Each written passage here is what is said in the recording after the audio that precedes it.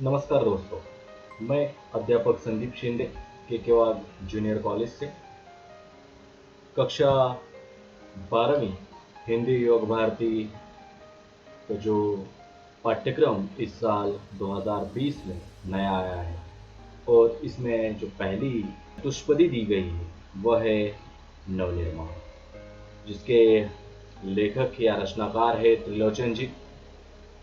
इस नवनिर्माण पाठ को आज हम देखने वाले हैं, तो इसके लिए कवि का परिचय हम शुरू करते हैं। त्रिलोचन जी का जन्म 20 अगस्त 1917 को उत्तर प्रदेश के सुल्तानपुर जिले के कटघरा चिरानी पट्टी में हुआ। इनका वास्तविक नाम वासुदेव सिंह है। हिंदी के अतिरिक्त अरबी और फारसी भाषाओं के निष्णात ज्ञाता इन्हें माना जाता है। पत्रकारिता के क्षेत्र में भी यह सक्रिय रहे। इन्होंने अपने काव्य क्षेत्र में प्रयोग धर्मिता का समर्थन किया और नव सृजन करने वालों के प्रेरणा स्रोत बने रहे। साहित्य भारत के इनका जो साहित्य वह भारत के ग्राम समाज के उस वर्ग को संबोधित करता है जो वर्षों से दबा कुचला हुआ है। इनकी साहित्यिक भाषा लोक भाषा से अनुप्राणित है। सहज, सरल तथा मुहावरों से परिपूर्ण भाषा इनके साहित्य को लोकमानस तक पहुंचाकर जीवंतता भी प्रदान करती है। इनका निधन 2007 में हुआ। इन्होंने बहुत सारी कृतियां लिखी, जिनमें से प्रमुख कृतियां धरती, तिनकर, गुलाब और बुलबुल, उस जनपद का कवि हूँ, सबका अपना अपना, आकाश यह कविता संग्रह, देशकाल कहानी संग्रह और दैनंदिनी डायरी। तो त्रिलोचन जी ने इस तरह हमने त्रिलोचन जी का परिचय देखा। आज जिस विधा का हम अध्ययन करने वाले हैं वह है चतुष्पदी। 4 चरणों वाला छंद होता है। यह चौपाई की तरह होती है। इसमें 4 चरण होते हैं। इसके प्रथम, द्वितीय और चतुर्थ चरण में तुकबंदी होती है। भाव और विचार की दृष्टि से प्रत्येक चतुष्पदी अपने आप में पूर्ण होती है। तो त्रिलोचन जी की जो चतुष्पदी की रचना उन्होंने की है और इसमें उन्होंने जो आशावाद दृष्टिगोचर करने का कार्य किया है, जो इस चतुष्पदी विधा के द्वारा हम आज देखने वाले हैं। इस पाठ का परिचय देखते हैं। इन चतुष्पदियों में कवि का आशावाद दृष्टिगोचर होता है। वर्तमान समय में सामान्य मनुष्य के लिए संघर्ष करना अनिवार्य हो गया है। कवि मनुष्य को संघर्ष करने और अंधेरा दूर करने की प्रेरणा देते हैं। जीवन में व्याप्त अन्याय, अत्याचार, विषमता और निर्बलता पर विजय पाने के लिए कवि बल और साहस एकत्रित करने का आह्वान करते हैं। न्याय के लिए बल का प्रयोग करना समाज के उत्थान के लिए श्रेयस्कर होता है। इस सत्य से भी कवि अवगत कराते हैं। कवि का मानना है कि समाज में समानता, स्वतंत्रता, मानवता को स्थापित करना हमारे जीवन का उद्देश्य होना चाहिए। देखिए, इस पाठ में त्रिलोचन जी ने अपने कदम हमें कभी ना पीछे लेने के लिए और साहस बांधकर हमेशा आगे बढ़ने के लिए वह कहते हैं। तो इस पाठ का परिचय हमने देखा। अब हम पाठ को शुरुआत करते हैं। तो पहली चतुष्पदी है उसे देखते हैं। तुमने विश्वास दिया है मुझको, तुमने विश्वास दिया है मुझको, मन का उच्छ्वास दिया है मुझको, मैं इसे भूमि पर संभालूंगा, तुमने आकाश दिया है मुझको।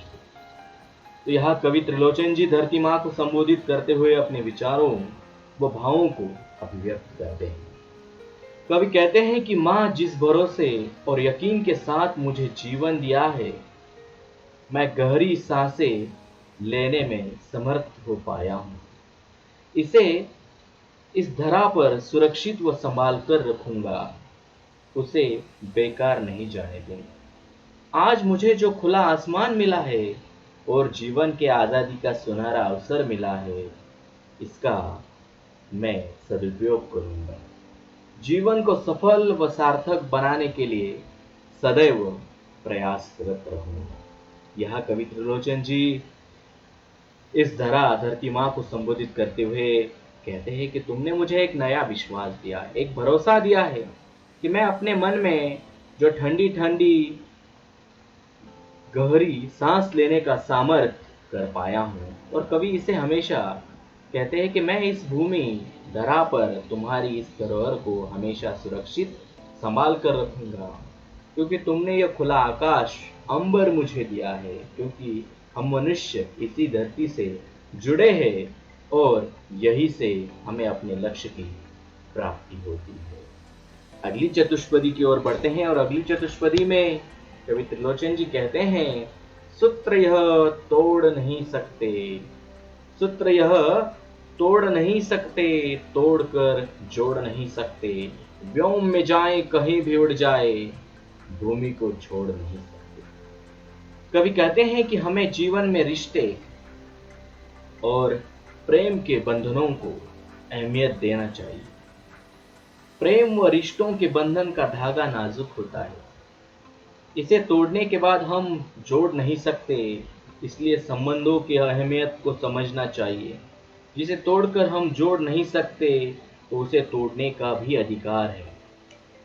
धागा एक बार टूट जाता है तो लाख प्रयास करने पर भी पूर्ववत नहीं जोड़ता। जीवन में सफलता पाने के लिए, कामयाबी के लिए कहीं भी चले जाएं, हमारे सामने खुला असीम आकाश है। भले ही असीम आकाश में स्वच्छंद उड़ान भरे, पर यहाँ की धरा से हमारा लगाव, आत्मीयता, जुड़ाव ज्यों का त्यों बना रहेगा। दरअसल धरती से जुड़ा रहकर ही मनुष्य लक्ष्य को प्राप्त कर पाते हैं। कहने का तात्पर्य यह है कि सफलता की उड़ान भरने पर अस्तित्व व आधार को नहीं भूलना चाहिए। मातृभूमि के प्रति लगाव जो मन में हमेशा बनाए रहना चाहिए। तो इस तरह त्रिलोचन जी हमें बताते हैं कि जिसमें हम सब बंधे हैं, इसे हम इतनी आसानी से तोड़ नहीं सकते, और एक दूसरे से प्रेम का जो आपसी रिश्ता है वह फिर से जुड़ता नहीं है एक बार टूटने के। इसलिए वह हमें सीख देते हैं कि हमें हमेशा मातृभूमि के प्रति भी लगाव रखना है, और जो रिश्ते हैं उन्हें हमेशा पूर्ववत ही जुड़ा हुआ रखना है। आगे जाकर अगली चतुष्पदी में वह कहते हैं, सत्य है राह में अंधेरा है, सत्य है राह में अंधेरा है, रोक देने के लिए घेरा है, काम भी और तुम करोगे क्या, बढ़ चलो सामने अंधेरा है। कवि कहते हैं कि यह सत्य है कि जीवन की राह में अंधेरा है, अर्थात जीवन पथ संघर्षमय है, कठिनाइयों व अड़चनों से भरा हुआ है। जीवन पथ पर अनेक समस्याएं हमारे सामने बाधा या रुकावट बनकर आती हैं, पर हमें हताश व निराश नहीं होना है, बल्कि डटकर सामना करना है। हमें काम भी है, जिम्मेदारी को भी पूरा करना है, दूसरा कोई उपाय भी नहीं है, इसलिए सदैव आगे बढ़ते चलना है। जीवन पथ के अंधेरों अर्थात कठिनाइयों का सामना साहस के साथ करना है, कठिनाइयों के डर से हार नहीं मानना। यहाँ पर कवि का आशावादी दृष्टिकोण प्रस्तुत होता है, पर वह हमें कहते हैं कि हमेशा हमें अपने कदम बढ़ाओ, भले अब सामने अंधकार क्यों ही न हो, उसे पार बिना डरे करो, सफलता तुम्हारे पास ही आएगी। इसी आशावादी दृष्टिकोण को यहाँ प्रस्तुत करने का कार्य यह त्रिलोचन जी हमारे सामने रखते हैं। आगे वह कहते हैं, बल नहीं होता सताने के लिए, बल नहीं होता सताने के लिए, वह है पीड़ित को बचाने के लिए। बल मिला है तो बल बने, बल मिला है तो बल बनो सबके, उठ पड़ो न्याय दिलाने के लिए। कवि कहते हैं कि ताकतवर या शक्तिशाली मनुष्य अपने बल या शक्ति का प्रयोग कभी भी किसी को सताने के लिए या परेशान करने के लिए नहीं करता, बल्कि वह दुखी, त्रस्त या पीड़ितों की सहायता के लिए तत्पर रहते हैं। ऐसा ही हो, वह पीड़ितों को संरक्षण देने के लिए, उन्हें बचाने के लिए बल का प्रयोग करते हैं। कवि कहते हैं कि जो सामर्थ्यवान हैं, जिन्हें बल मिला हुआ है, जो ताकतवर हैं, उन्हें असहायों व दीन दुखियों का सहायक अर्थात सहारा उनका ताकत बनना है। ऐसे पीड़ितों को न्याय दिलाने के लिए ताकतवर लोगों को सदैव प्रयास करना चाहिए, जिससे कि समाज में कोई भी दुखी न रहे, किसी के भी साथ अन्याय न होने पाए। यहाँ कवि का समाजवादी समानता का दृष्टिकोण प्रस्तुत होता है। समाजवादी समानता का दृष्टिकोण प्रस्तुत करते हुए कवि यहाँ हमें कहते हैं कि जो ताकत बल हमें मिला है वो लोगों का भला करने के लिए, उन्हें न्याय दिलाने के लिए मिला है। यह समाजवादी समानता का दृष्टिकोण बताते हुए कवि त्रिलोचन जी हमें बताते हैं। आगे जाकर अगली चतुष्पदी में कहते हैं, जिसको मंजिल का पता रहता है, जिसको मंजिल का पता रहता है, पथ के संकट को वही सहता है। जिसको मंजिल का पता रहता है, पथ के संकट को वही सहता है। एक दिन सिद्धि के शिखर पर बैठ अपना इतिहास वही कहता है। कवि कहते हैं कि जिस व्यक्ति को जीवन का उद्देश्य पता होता है, जिसे अपने मंजिल अर्थात लक्ष्य का ज्ञान व ध्यान होता है, वह मंजिल तक पहुंचने के लिए सदैव प्रयासरत रहता है। वह जीवन पथ पर अर्थात मंजिल की राह में आने वाली सभी कठिनाइयों, मुसीबतों, संकटों व समस्याओं का सामना करता है। वह सामना करते करते, संघर्ष करते करते मंजिल तक पहुंच जाता है। एक दिन सफलता के शिखर पर विराजमान हो जाता है। ऐसे ही संघर्ष करने वाले साहसी व्यक्तियों की उपलब्धियों के बारे में इतिहास में बताया जाता है। इनके गौरव की चर्चा या वर्णन जो इतिहास में मिलते हैं।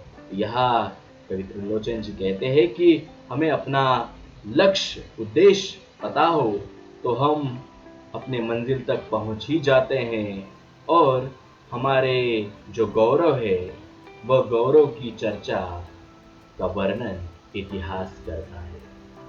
अगली चतुष्पदी में वह कहते हैं, प्रीति की राह पर चले आओ, प्रीति की राह पर चले आओ, नीति की राह पर चले आओ, वह तुम्हारी ही नहीं सबकी है, गीति की राह पर चले आओ।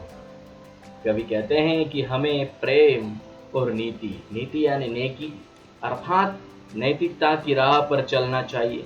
इसलिए कहते हैं कि आपसी मतभेदों व वैमनस्य को भुलाकर प्रेम के मार्ग का अनुसरण करो और उसी पर नेकी के साथ अच्छाई के मार्ग पर आगे बढ़ते जाओ। इस पर सभी का अधिकार है, इसीलिए सभी को प्रेम से साथ में लेकर नेकी की राह पर चलना चाहिए।